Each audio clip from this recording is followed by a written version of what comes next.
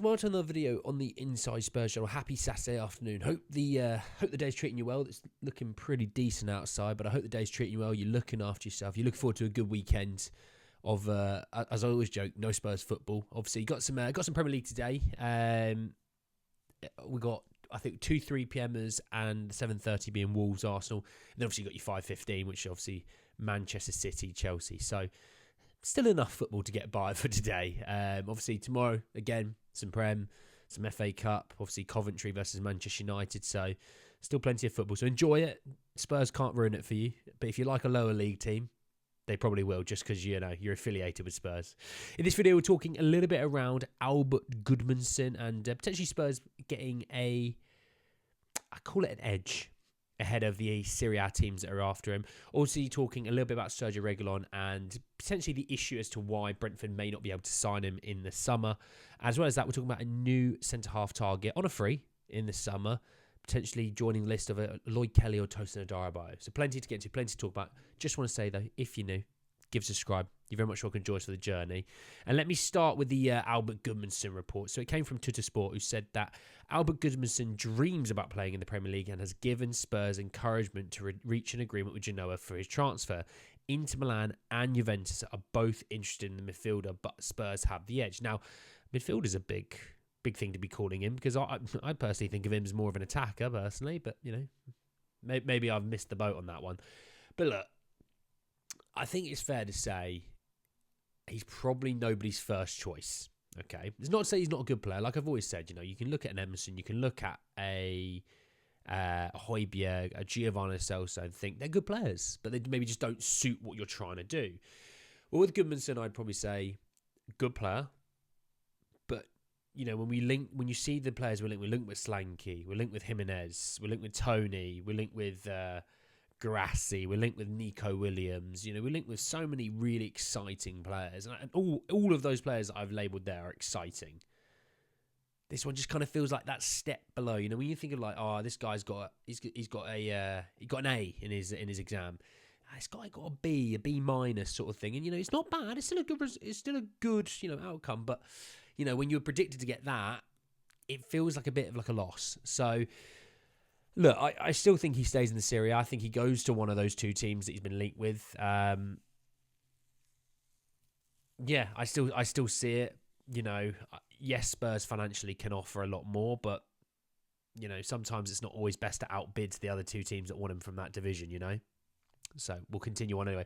Let me speak about Sergio Regiulon. So again, it came from the Athletic, who said that Sergio Regiulon is unlikely to join Brentford. We knew this. The left back earns around 100,000 a week at Spurs, which is double the highest earners at Brentford. He wants to return to a Champions League level club. Ironic that he loves Man United so much when they're sixth. Ironic. But yeah, no. Look, that's the issue. Brentford are a very, very well-run club. Potentially one of the best-run clubs in all of football. Look, your wage bill, your highest earners being 50,000 when you've got players like an Ivan Toney, Brian and Mbeumo, you kind of looking at it and going, why would they want to bring a guy in who's going to be earning a lot more? Who isn't going to be their starting left back? We know Henry's going to be their starting left back. He has been, for a while now. So he's not going to be their starting left back. They're not going to want him. And there's no real sell-on value as well. That's the other thing with Brentford. They want to be able to buy low, sell high. He's not a buy low, sell high. He's a buy low, but he's not going to be a sell high. He's going to be a sell low to sell medium if things really work out, which it's unlikely. Excuse me. So I still think he will go back to La Liga. That's my utmost guess. Real Madrid won't take him. Barcelona, the only reason Barcelona would take him is if they get him really cheap, because obviously I think they'll probably move off Marcos Alonso, but I don't see that happening. Atletico, he can't defend, so why would Atletico Madrid want him? Girona, again, that's a situation where they're looking to basically build Girona as a Manchester City B side. So you're having a situation where he's not going to go to Man City, is he? So it doesn't make a ton of sense. When you think of the Bundesliga, well, Dortmund are going to be signing that Ian Maatsen on a permanent because he's having a really good loan spell at Dortmund. He's not going to go to Bayern Munich. I mean, if they sold Alphonso Davies and went for Sergio Reguilon, I think there might be an uproar. Stuttgart, doubt it. And Leverkusen.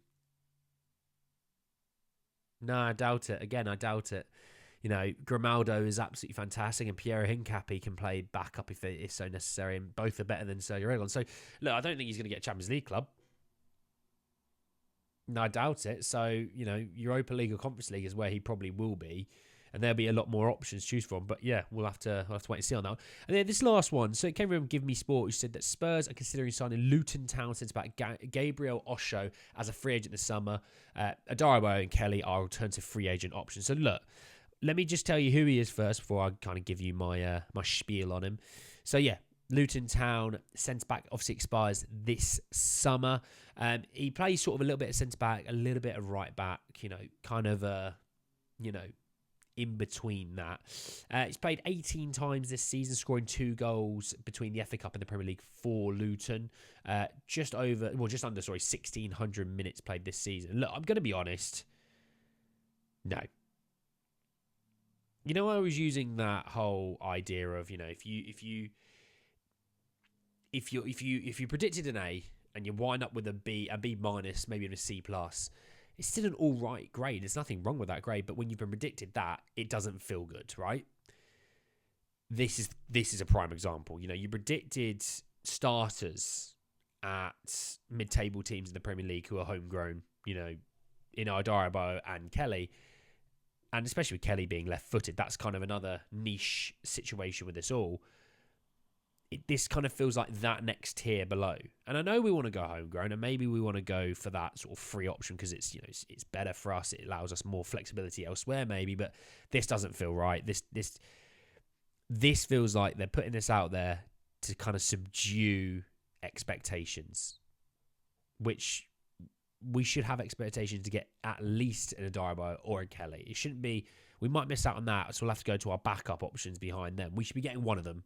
There shouldn't be a question of that. We should be getting one of them. But we shall see. But anyway, guys, at the end of the video, I hope you did drop a like on the video. If you did, hit me in the comment section your thoughts and feelings about Gabriel Osho, your thoughts and feelings about that. Obviously, your thoughts and feelings about Albert Gudmondsson and Spurs potentially having that edge to get him, as well as the Sergio Reguilon issues with him being sold. Obviously, subscribe to the channel if you're new. Hit the bell notification for more. But anyway, guys, at the end of the video, and I'll see you all very, very soon. Take care, guys.